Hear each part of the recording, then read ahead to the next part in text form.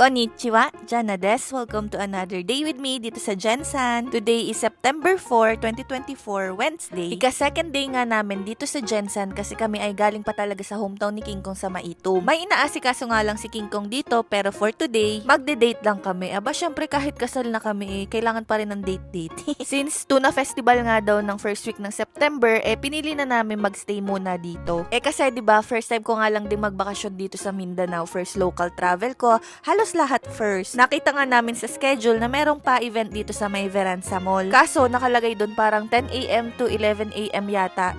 Umalis kami ng bahay mga 12 PM na, pas na. Eto na nga lang yung dinat na namin. Mga students na nagka-carve doon sa mga fruits and vegetable yata. Basta something ganun. Anyway, hindi pa din kasi kami nagla-lunch nito kaya pumunta din talaga kami dito sa mall. Ang galing dito no, yung mga mall talagang magkakatabi lang. Alam nyo, doon sa amin sa Quezon, bibihira ang tuna kaya ako'y tuwan-tuwa pag nakakatikim ng tuna. And sa mga bago pa lang dito sa vlogs ko, ako po ay ex-OFW sa Japan, kaya Jana Japan Diaries pa yung pangalan ko. Hindi ko pa nga napapalitan eh. Para kasing ang hirap i-let go kasi ako mismo namimiss ko na din talaga yung mga Japan vlogs ko. Although, syempre, thankful naman ako na nandito ako at may reason naman kung bakit nandito ako sa Pinas ngayon. Abangan nyo na lang din pag nagpalit na ako ng name soon. Meron din kasi akong takot na baka kapag pinalitan ko yung name, hindi nyo na ako panoodin or baka hindi nyo na makita kapag sinearch nyo. Char, pero regardless, kung ano't ano mang mangyari, magtutuloy pa rin ako ng vlog kasi hindi naman ako nag-vlog para kung ano man yan. Nagsimula kasi yan kasi nga bored ako sa Japan, nakakalungkot sa Japan. Parang naging hobby ko na din talaga yung ng videos. Kaya ito ako ngayon, naging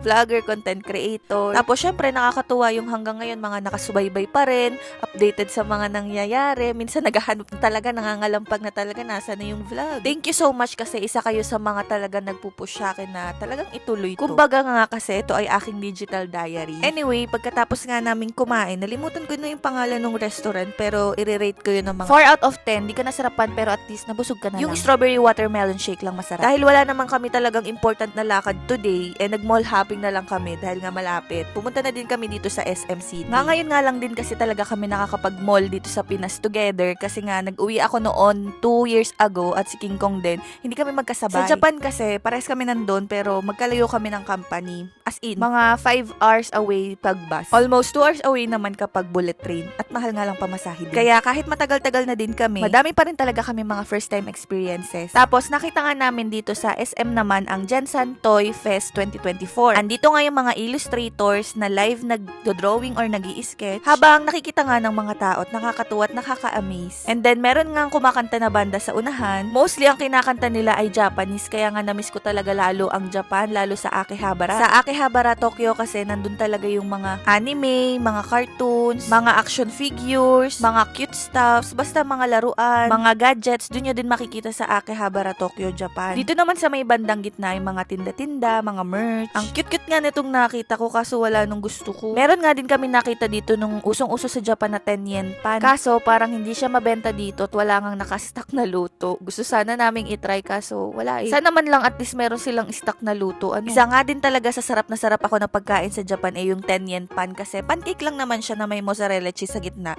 pero sobrang sarap niya talaga. Maya-maya nga napagod na nga ako kakalakad. Ang bigat pala kasi talaga lalo't buntis ka. Nakakapagod talaga. At dito ako dinala ni King Kong sa second floor sa tambayan ng mga matatanda. Charing joke lang. Dito kami pumunta sa Don something. Basta may Don yung pangalan ng pwesto. Ang specialty na ino-offer nila dito ay yung sikwate or yung legit na hot chocolate. Sikwate yung term nila. Parang Cebuano term yata yung sikwate. Sa amin yata Batirol to eh. Na sobrang sarap as in. Sikwate latte kasi yung in-order ko at may kapartner na din siyang kakanin. First time ko nga lang di matikman yung suman sa ibos yata yung tawag doon. Para siyang sinaing na parang suman. Tapos yung bibingka naman dito, sakto lang. Di ko masyadong trip. Pero overall, i-rate ko yun ng 20 out of 10. Sobrang sarap ng chocolate drink. Naganap na din pala kami ni King Kong ng ipampapasalubong pag-uwi sa Quezon. Nakita namin tong Mami Mel's, mga sweets, pastillas, tart. Sabi ko, maigi na yung bumili na kami ngayon kaysa saka-saka. Tapos, itong si King Kong, every time na makakita ng mga sasakyan, tinatry niya nga. Wala pa din kasi talaga kaming sasakyan, tsaka hindi pa siya priority ngayon. Nasa Japan pa din naman siya. Medyo struggle nga din kasi talaga kapag walang sasakyan dito sa Pinas, lalo't may anak ka na. Hinanap din pala namin tong turon sa supermarket na sobrang sarap na itong turon na may langka. At 25 pesos na nga ang isa. Parang dati nasa 18 to 20 pesos lang. Pero sulit naman kasi talaga yung turon sa SM, aminin nyo. Tas may iba-iba ng flavor ngayon. Pero ako dun talaga ako sa may langka. Bumili kami noon kasi sabi ko yun yung gusto kong kainin kapag nag-movie date kami. kami. Alas 7 na nga nito at pinanood namin yung Unhappy For You, yung kay Julia at saka kay Joshua. Maganda din naman. I-rate ko siya ng mga